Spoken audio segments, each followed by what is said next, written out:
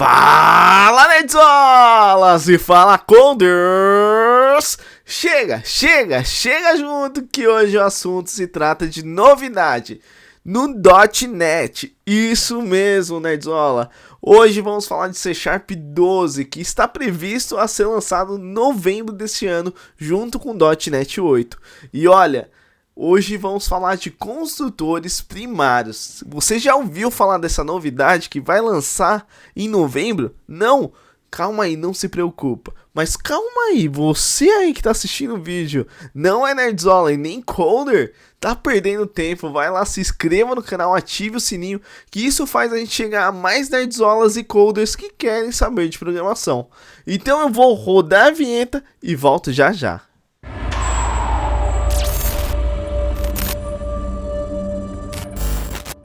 E estamos de volta, Nerdzolas e Coders, para falar de .NET 8, C Sharp 12. E a primeira coisa que Nerdzolas pergunta para mim: Daniel, eu quero testar o .NET 8, mesmo em preview, eu quero ver as novidades que ele está trazendo. Bom, é fácil, Nerdzola. Como instalar o .NET 8? É simples, você vai entrar no site da Microsoft, .net.microsoft.com/download.NET 8, tá? Aqui, né, você vai encontrar todas as informações referentes ao .NET 8, tá? Então a gente tem os previews aqui, né? A gente já tá no preview 7. A última data de lançamento que ele lançou do preview foi dia 8 de agosto de 2023, tá? E aqui tem todas as anotações, né, de visualizações que você pode notar nas versões de preview que a Microsoft foi disponibilizando conforme o tempo, tá? Então, é simples, né? Você vai fazer o download, né, no instalador, vai executar na sua máquina, instalou o framework, aí é correr para o abraço e brincar com as novidades do C Sharp 12. Isso mesmo, Nerdzola. Então, vamos lá para o próximo slide explicar o que é um construtor. Bom, Nerdzola, chegou o momento de explicarmos o que é um construtor. Um construtor, ou conhecido no inglês também constructor, é um método especial dentro de uma classe. É projetado para iniciar uma instância de uma classe.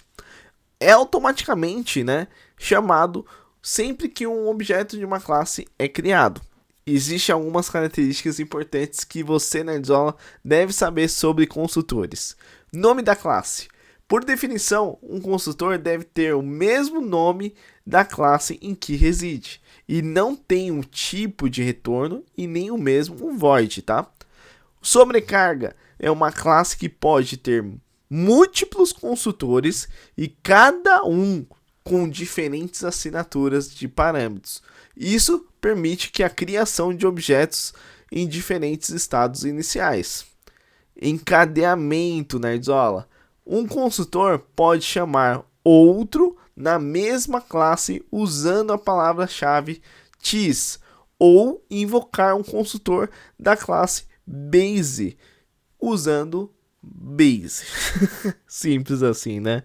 E também temos os construtores estáticos, que é uma classe que pode ter um construtor estático que é chamado uma única vez, antes da criação da primeira instância ou da referência quaisquer membros estáticos. E por último, inicialização. Eles são ideais para estabelecer valores padrões, tá, Nerdzola? E alocar recursos ou realizar qualquer configuração inicial necessária antes do uso do objeto. Então, vale lembrar que essas são as principais características que você deve saber sobre construtor no .NET. Bom, Nerdzolas, depois de entendermos o que é um construtor na parte teórica, chegou o momento de a gente praticar um pouco e entender como ele funciona dentro do C Sharp. Bom, primeiramente eu criei um console application no framework .NET 8, tá? E como padrão ele já cria um programa, e dentro do programa eu tenho um console writeline que ele vai escrever no console Hello World, certo? Simples, né? Então, se a gente for notar aqui em propriedades, a gente está usando o .NET 8, tá? Para mostrar para vocês. Bom, primeira coisa que eu vou fazer aqui é criar uma classe chamada Customer, tá? Então, botão Add Class customer, certo? E dentro de customer eu vou colocar as propriedades referente a cliente, né? Então, string, né? Bem simplório aqui, então vou colocar first name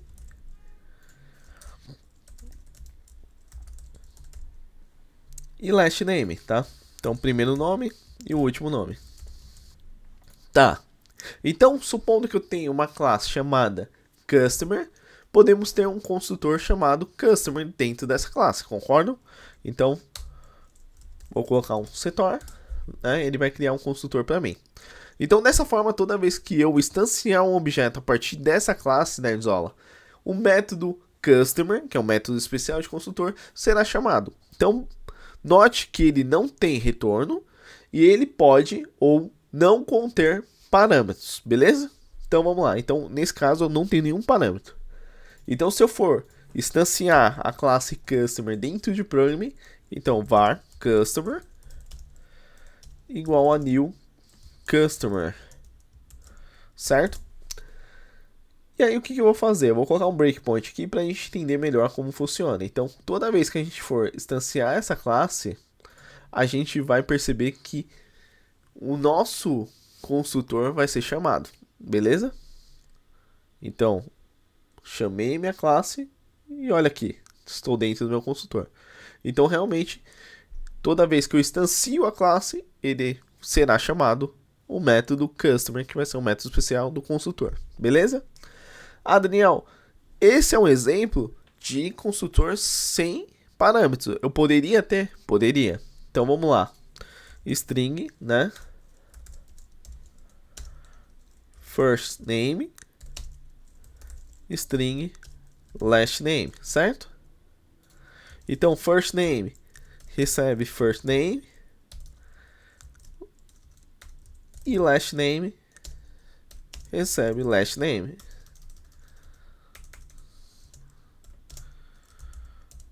Beleza? E aqui dentro do programa começa a causar um erro, porque o meu construtor necessita de parâmetros, tá?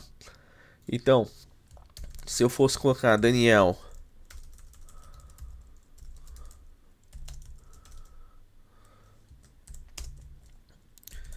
Jesus, ele para de dar erro.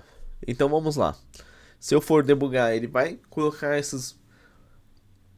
E dentro do construtor, estou passando os valores, né, dos meus parâmetros. E estou setando a minha propriedade. Então, ele entra dentro do construtor e ele começa a atribuir, né, os valores das minhas propriedades. Então, esse é um exemplo de construtor, né, com parâmetro. Ah, Daniel, eu poderia ter dois tipos de construtores? Poderia. Isso se chama sobrecarga, tá? Então, eu posso ter um outro construtor aqui, né, customer, e voltar lá. E se eu passar ou não passar parâmetros, ele vai entender que é uma classe que pode ter múltiplos construtores. E cada um vai ter uma assinatura de parâmetros diferente, né? Então, um vai ter sem parâmetros e o outro vai ter com parâmetros. Então, ele vai entender dessa forma. Bom, mas como eu quero fazer daquela forma, então eu vou tirar esse cara e a gente vai passar os parâmetros dessa forma, tá? Bom, simples, né? Então a gente entende um pouco de construtor, tá? Bom, então a partir desse momento a gente vê construtores sem parâmetros e com parâmetros, tá? O único detalhe que você tem que entender, né, sobre isso é que ele funciona dessa maneira. Então, toda vez que eu instancio uma classe, né, um objeto de uma classe, ele vai automaticamente chamar o meu método de construtor, né, da minha classe. Então, dessa forma a gente se resume a construtor. Então, bora lá a gente aprender sobre construtores primários, tá? Bom, Nerdzolas, chegou o momento de explicar o que são construtores primários. Depois de entendermos o que são construtores, agora vamos explicar exatamente o que são eles, os construtores primários. Primeiramente, vamos lá no Rider para a gente mostrar na prática como funciona, tá? Bom nerdzolas e bom coders, muito bem-vindos de volta aqui no Rider para demonstrar um exemplo na prática sobre construtores primários, certo? Depois de uma prévia sobre construtor, a gente vai explicar construtores primários. Como vocês podem notar, eu criei uma classe Customer com duas propriedades apenas, como Last Name e First Name, né? Onde são alimentados através de um construtor, tá? Então eu passo como parâmetro First Name e Last Name e alimenta minhas propriedades First Name e Last Name, certo? A partir do momento de uma instância da minha classe, beleza? Então, recapitulando aqui, então quando eu faço a instância da minha classe, passando os parâmetros first name e last name, automaticamente é chamado o método do meu construtor, onde alimenta essas propriedades. Beleza? Simples, né? Bom, seguindo a recomendação da Microsoft, né? A gente olhando aqui é muito código, né? Então a Microsoft sugere você criar records ou structs para fazer o mesmo trabalho dessa classe. Então como que seria, Daniel? Então vamos comentar primeiramente essa classe, né? Então, vamos lá. Public, records, customer, certo? Abre parênteses, string, first name, string, last name. Praticamente dessa forma, eu não vou entrar muito no detalhe sobre record, mas ele substitui o comportamento dessa classe Customer. Olha que interessante, beleza? Então vamos lá. Se eu for debugar, a gente vai ver que ele vai setar os valores de First Name e Last Name no momento que eu instancio minha classe. Então, praticamente, F10 aqui e aqui é alimentado. Então, se você for olhar, a gente está com First Name e Last Name alimentados aqui, tá? Utilizando o record. Bom, Daniel, eu poderia também utilizar o struct, tá? Dessa forma. Então, eu vou comentar aqui. Então, eu vou colocar o struct aqui, tá? Beleza? Então, eu poderia utilizar dessa forma. Bom, resumindo, Nerdzola, isso aqui se trata de construtores primários, tá? No C#. Simples, né? Como assim, Daniel? Isso mesmo. É um recurso que permite, se quer você abrir chaves para a criação de classe. Ou seja, tudo é definido na estrutura inicial. Isso mesmo. E como novidade do C# 12, né? Antigamente era só feito em record ou struct. Agora é permitido você fazer em class. Isso mesmo. Então você pode falar public class, né? Customer. Vou copiar aqui, né? E comentar esses caras aqui. E praticamente vai fazer o mesmo comportamento. Vamos testar?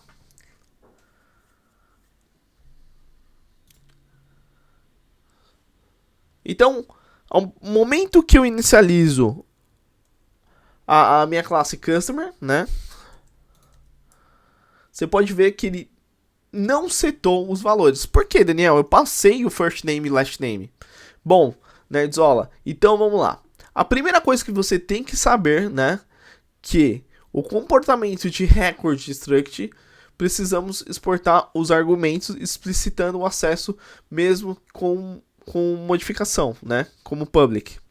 Então, dessa forma, agora teremos dois parâmetros de entradas que são privados. Então, esses aqui, esses caras de entrada, eles são privados.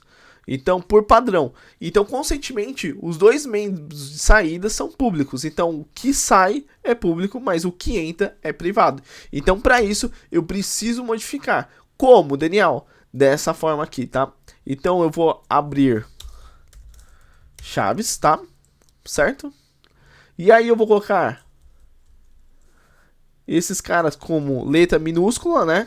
Então, first name, last name.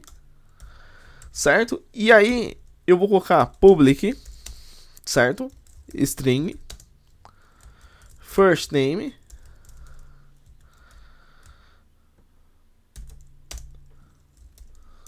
recebe first name, né? Via arrow function. E a mesma coisa, defino o last name aqui, né? Certo? E recebo ele aqui.